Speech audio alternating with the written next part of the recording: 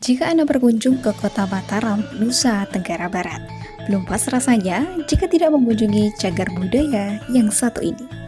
Wisatawan cukup membayar 10.000 untuk masuk. Ini dia, Taman Wisata Narmada. Tempat ini merupakan tempat wisata favorit keluarga yang pas untuk mengisi libur pekan bersama keluarga tercinta. Begitu memasuki Taman Narmada ini, suasana asri langsung menyuguhkan kami. Ditambah dengan rumah-rumah peninggalan Raja Mataram, Lombok, Karangasem. Nama Narmada diambil dari nama anak sungai Gangga di India, yang berarti mata air atau sumber kehidupan. Taman seluas 3 hektar tersebut dibangun oleh Raja Mataram, Lombok, Karangasem pada tahun 1727. Taman Narmada ini merupakan replika Gunung Rinjani sebagai tempat pemujaan dan peristirahatan raja pada musim kemarau dan juga digunakan sebagai tempat upacara keagamaan umat Hindu.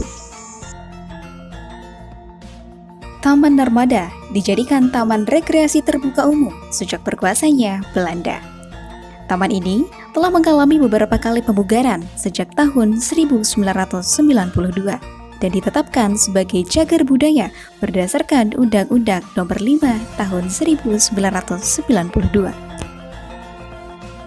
Letak Taman Wisata Narmada ini berada di Kecamatan Lembuak, Kabupaten Lombok Barat, Provinsi Nusa Tenggara Barat.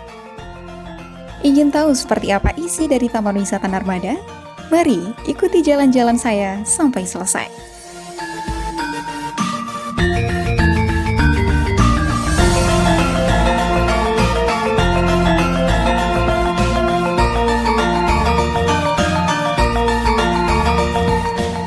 Baik pemirsa, saat ini saya berada di salah satu balai yang ada di Taman Narmada, tepatnya yaitu Balai Loji. Balai Loji ini merupakan bangunan yang menggunakan serambi terbuka dan berfungsi sebagai tempat peristirahatan raja dan istrinya.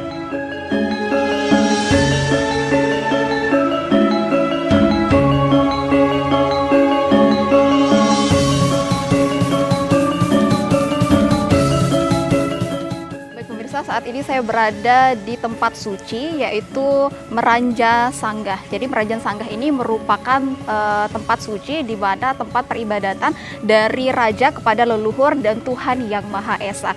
Dari Meranja Sanggah ini dalam manifestasi Dewa Wisnu dan Brahma serta Iswara.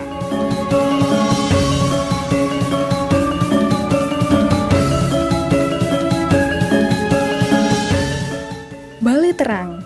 Balai Terang berbentuk rumah panggung yang terdiri dari ruang bawah tanah yang berfungsi sebagai gudang, dan bagian atasnya yang terdiri dari 3 bagian, yakni 1 kamar dengan lukisan kera sebagai kamar permaisuri asal Bali, dan 1 kamar dengan lukisan naga sebagai kamar permaisuri asal Lombok.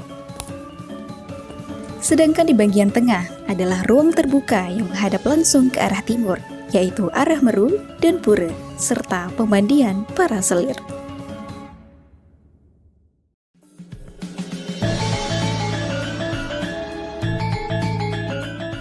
Telaga Padmawangi. Dulunya, kolam ini sebagai tempat mandinya dayang-dayang istana dan dahulu ditumbuhi oleh bunga tunjung atau bunga Padmawangi yang harum. Telaga Ageng dibuat sebagai miniatur danau segara anak di Gunung Rinjani yang berfungsi sebagai pengganti tempat pelaksanaan upacara Pakelem setiap purnama kelima tahun Caka. Hal ini dikarenakan raja sudah tidak mampu lagi ke Gunung Rinjani. Upacara Pakelem, yaitu upacara yang dikaitkan dengan kesuburan dan turunnya hujan, disebut sebagai upacara meras danu. Di tepi telaga terdapat pancuran berbentuk patung gajah, patung kesatria, dan miniatur candi dengan bentuk matahari yang keseluruhannya menunjukkan tahun 1801 Caka atau 1879 Masehi, yang menunjukkan selesainya rehab Telaga Ageng.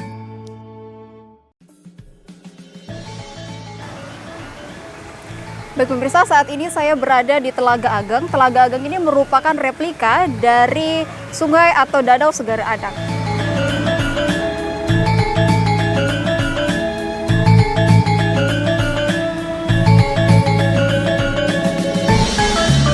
Pura Klasa.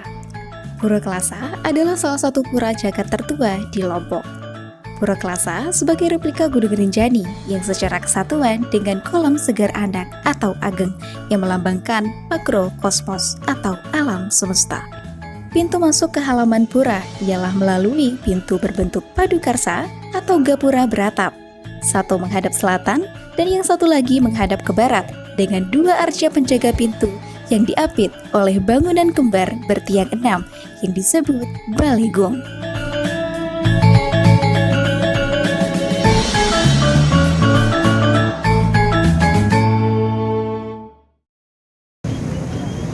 Baik pemirsa, itu dia beberapa spot yang ada di Taman Narmada. Semoga ini bisa menjadi referensi bagi Anda yang berkunjung ke Nusa Tenggara Barat, khususnya di Lombok.